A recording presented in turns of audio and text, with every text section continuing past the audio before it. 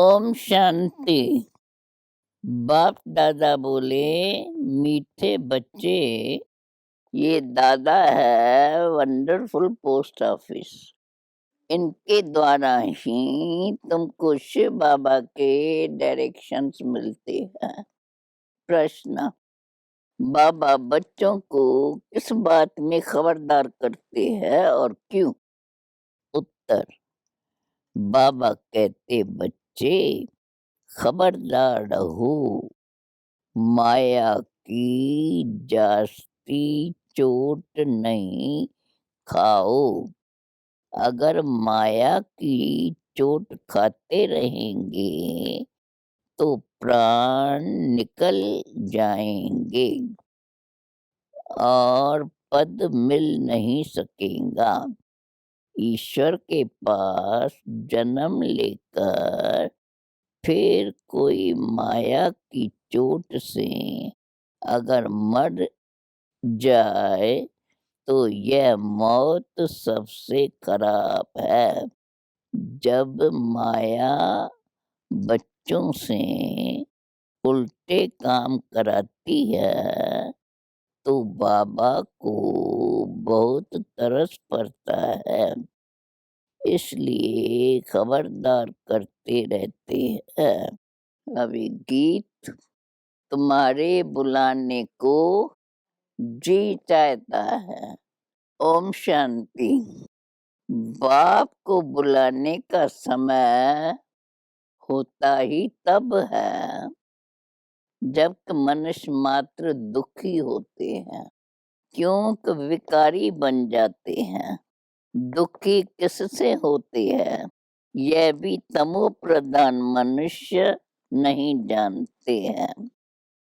दुखी करते हैं 5 विकारों रूपी राम।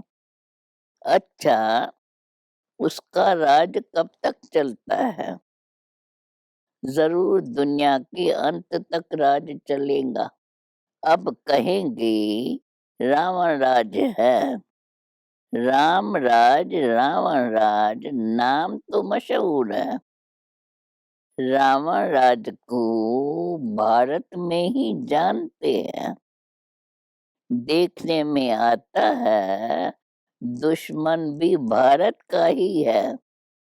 भारत को रावण ने ही गिराया है। जब से देवता वाम मार्ग में गए अर्थात विकारी बने हैं, दुनिया यह नहीं जानती कि भारत जो निर्विकारी था वो विकारी कैसे बना। भारत की ही महिमा है। भारत श्रेष्ठाचारी था, अब पतित है।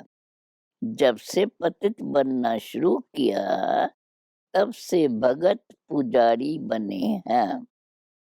तब से ही भगवान को याद करते आए हैं।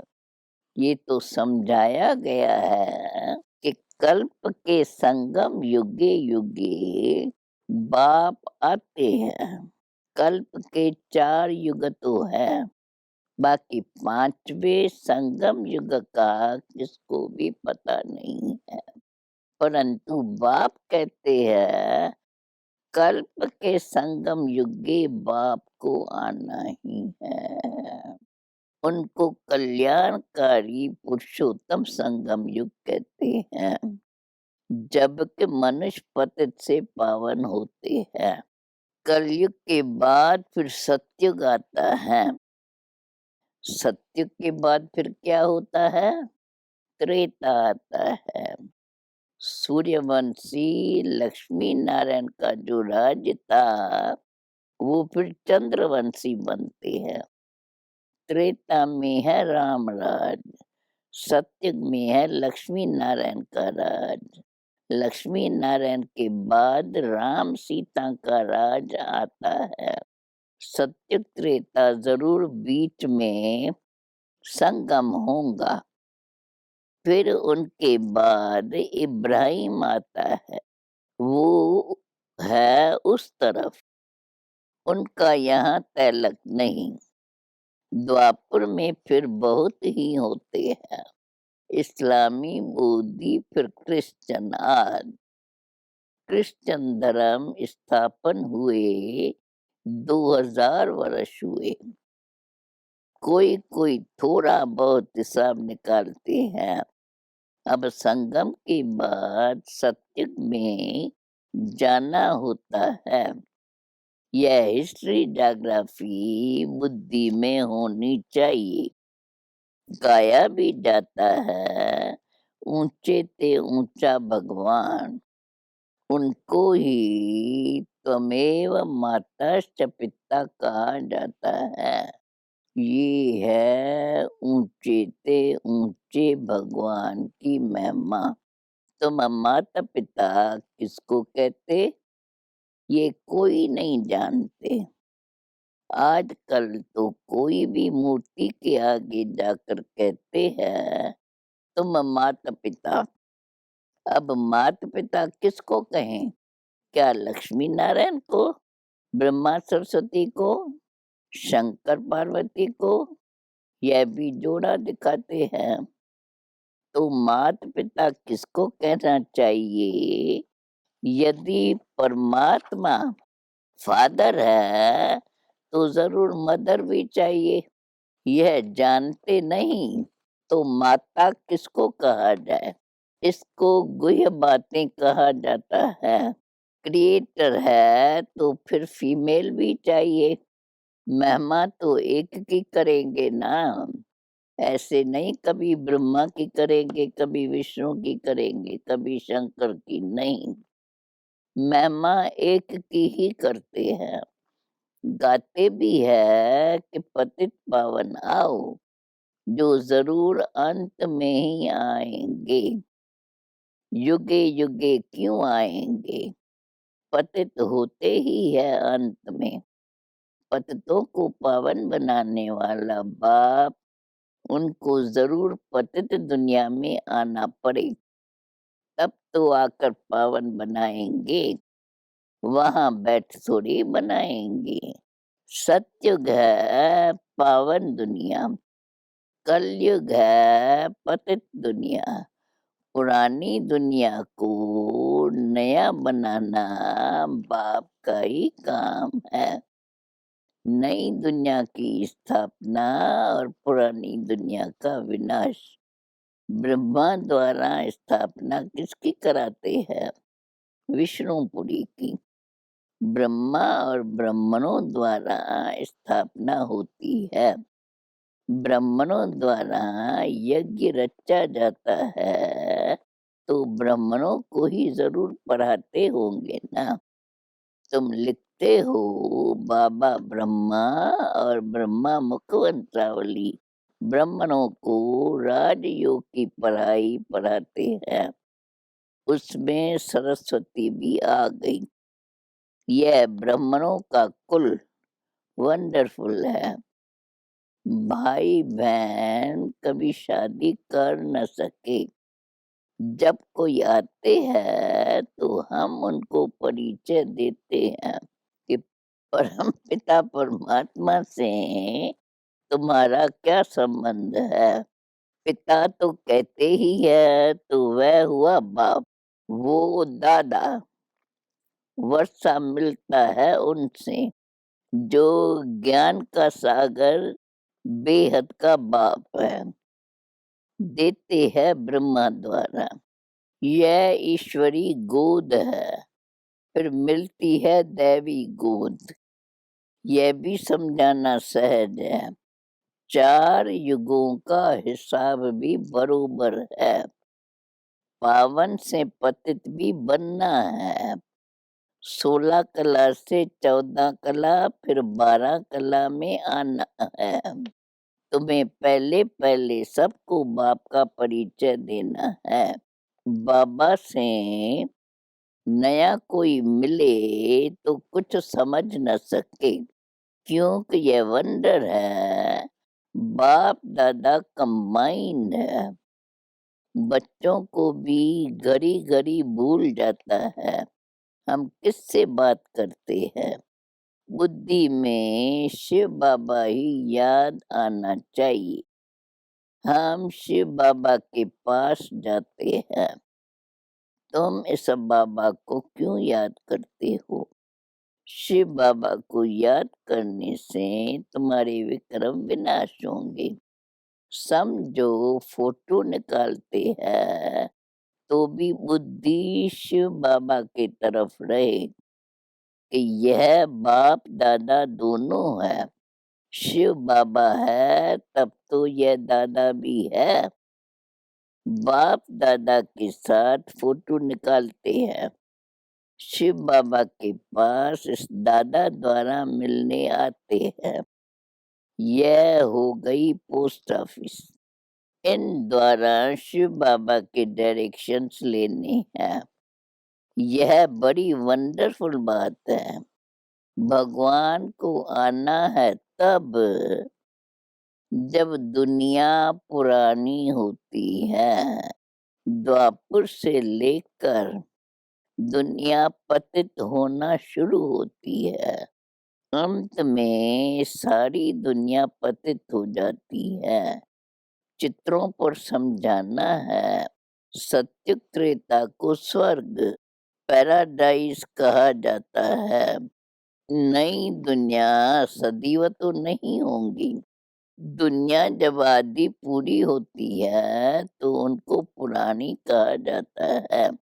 हर एक चीज की लाइफ आदि पुरानी आदि नहीं होती है। परंतु इस समय तो शरीर पर भरोसा नहीं है। ये तो आधा कल्प का पूरा हिसाब है। इसमें बदली हो न सके। समय के पहले कुछ भी बदल नहीं सकता और वस्तुएं तो बीच में टूट फूट सकती है। परंतु यह पुरानी दुनिया का विनाश और नई दुनिया की स्थापना आगे पीछे हो नहीं सकती।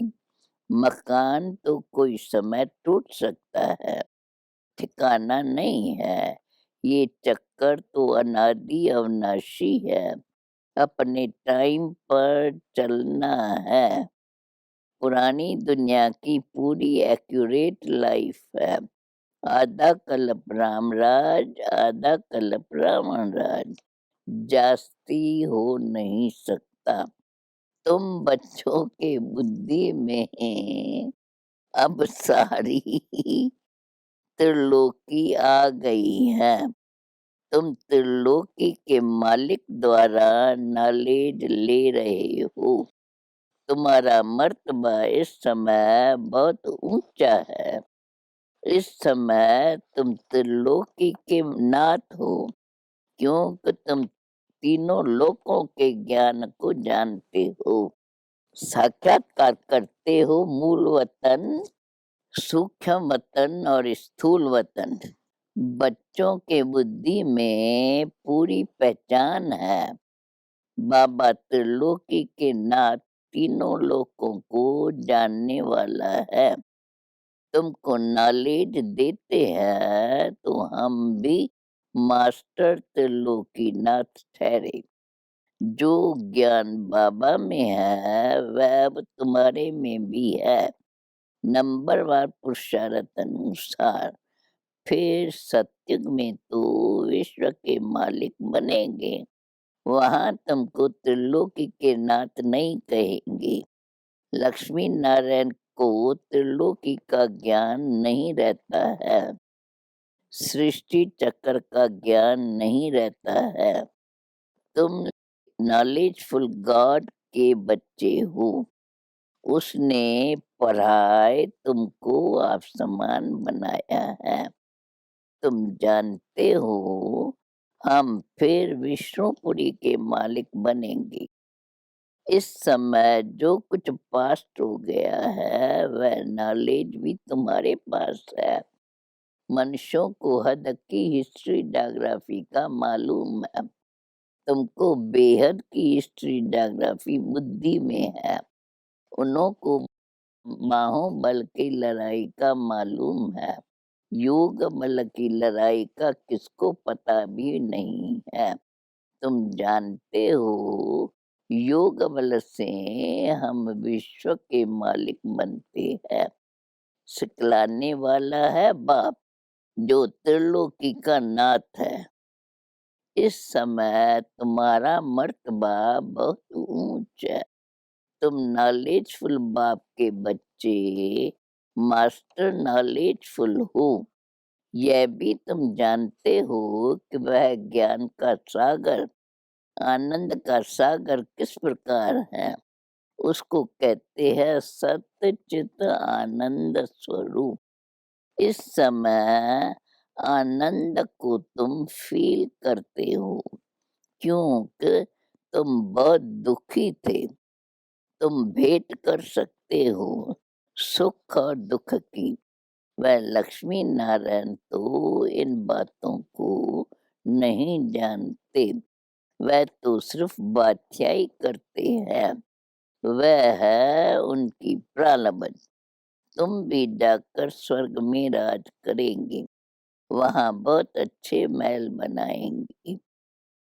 वहां चिंता की कोई बात नहीं रहती। यह भी बुद्धि में स्थायी रहना चाहिए तो खुशी का पारा भी चढ़े। तूफान तो अनेक प्रकार के आएंगे। संपूर्ण तो कोई बना नहीं है। बाप समझाते हैं तुमको बहुत स्थैर्य बनना होगा। वो लोग अमरनाथ पर जाते हैं फिर भी उनको उतरना तो जरूर है। तुम जाएंगे बाप के पास फिर नई दुनिया सतयुग में आएंगी। तब फिर उतरना शुरू होगा। हमारी यह बेहद की यात्रा है। पहले बाबा के पास आराम से रहेंगे। फिर राजधानी में राज करेंगे। फिर जन्म बाय जन्म उतरते ही आते हैं। इसको चक्कर कहो या उतराई कहो, बात एक ही है। नीचे से ऊपर चले जाएंगे फिर उतरना शुरू होगा। यह सब बातें जो श्रुत बुद्धि वाले हैं वह अच्छी तरह से समझते हैं और समझा भी सकते हैं। यह बाबा भी नहीं जानता था। अगर इनका कोई गुरु होता तो उस गुरु के और भी फॉलोअर्स होते। ऐसे थोड़े ही सिर्फ एक ही फॉलोअर होगा। शास्त्रों में तो है भगवानोवाच हे अर्जुन, एक का ही नाम लिख दिया है। अर्जुन के रथ में बैठे हैं तो जैसे वो सुनता है और भी तो होंगे ना। वहाँ सत्युग में भी तो स्कूल में जाते हैं ना। भाषा धंधा धोरी आदि सब सीखेंगे। वहाँ भी सब कुछ बनता है। सबसे अच्छे से अच्छी चीज जो होनी चाहिए वो स्वर्ग में होती है। फिर वह सब कुछ पुराना हो जाता है। अच्छे से अच्छी वस्तु मिलती है देवताओं को। यहाँ क्या मिलेगा?